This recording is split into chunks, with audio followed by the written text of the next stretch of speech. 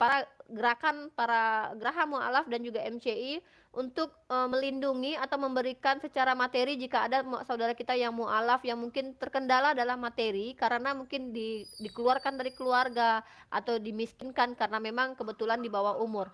Nah, jadi saran saya silakan dicari channelnya Geraha Mualaf, kemudian selalu lihat di situ ada nomor rekening, silakan dibantu dengan bersedekah ke situ karena Geraha Mualaf sendiri punya program akan membentengi, melindungi mualaf-mualaf yang mungkin bermasalah. Itu tanggung jawab kita sebagai seorang muslim, tanggung jawab kita bersama. Nah, jadi sebenarnya justru saya ingin jikalau memang yang bersangkutan benar-benar ingin melafazkan syahadat kemudian akan menjalani kehidupan sebagai muslim dan di awal dia akan mendapatkan ujian dari para mualaf itu adalah ujian kita bersama loh. Betul. Ketika para mualaf itu tersakiti, kita sedang dipantau oleh Allah.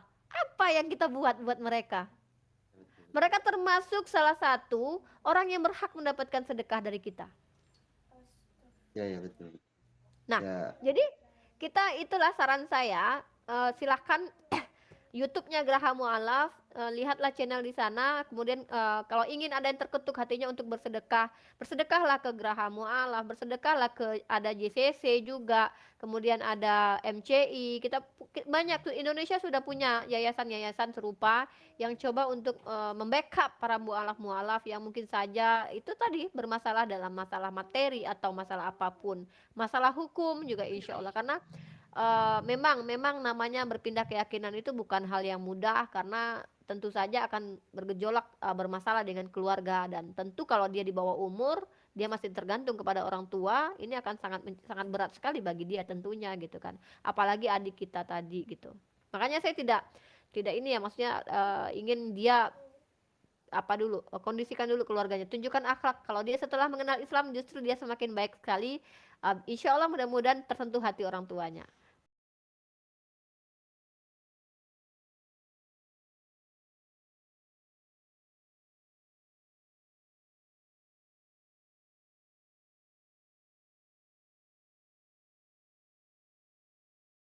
Jadi mereka nggak tahu gitu bahwa dalam Yahudi itu dari Kidusin 1 ayat 1 wanita itu bisa halal atau koser untuk kita dengan cara 3.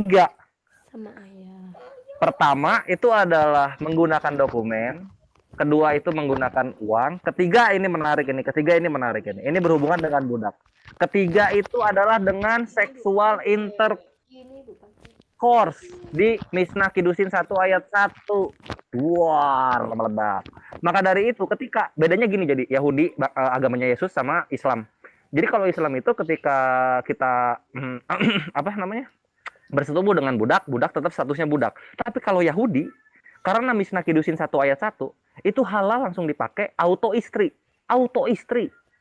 Inilah menjelaskan kenapa Yesus tidak mengajarkan umur akil balik gitu. Karena misalnya kalau cewek nggak punya cowok atau pasangan dan cowok juga tidak punya pasangan, mereka langsung ngentiau itu halal. Hayo. Itu halal loh.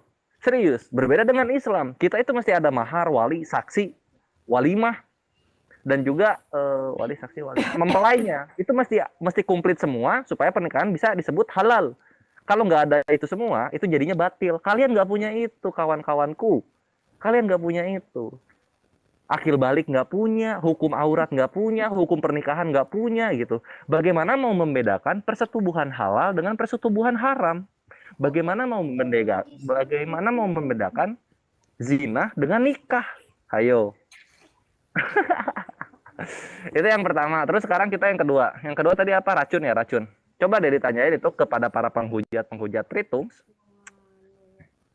Yang di Al-Haqqah ayat 65 sampai 67 itu di sana menggunakan apa Arabiknya? Terus yang di hadits itu Arabiknya apa? Gua hitung sampai 3, 1, 2, 3. Lah kalian nggak akan tahu. Kalian para Kristiani yang di Nusantara sangat-sangat terbutakan oleh bahasa-bahasa asli dari Arabik. Apalagi Hebrew, apalagi Greek. Iya dong. Kalau kita pakai bahasa asli. Yes, karena di Al-Haqqah itu dia menggunakan watin. Atwatin. Apa artinya atwatin? Atwatin itu artinya vena. Lah sekarang kalau misalnya di hadis apa? Di hadis itu abari. Abari apa abari? Abari aorta, pembuluh darah yang paling besar. Duar meledak gitu. Inilah kenapa kalau misalnya kalian terkutat pada terjemahan, susah melawan muslim, susah serius. Apalagi kami muslim milenial gitu. Yang diceng-cengin, ceng-cengin balik. Ya, Kalau tadi misalnya kita sudah ada ceng-cengin balik, aku kalian bisa siapa review ya. loh. Iya nih, satu lagi. Katanya tadi di live comment ini sempat baca, apa ya tadi itu, Muhammad pernah nggak bilang jalan dan kebenaran? Nabi Muhammad itu petunjuk dari jalan yang lurus. Ali Imran ayat 31, Al-A'raf ayat 143. Nunjukin jalannya. Karena kami tidak menyembah jalan, panas jidat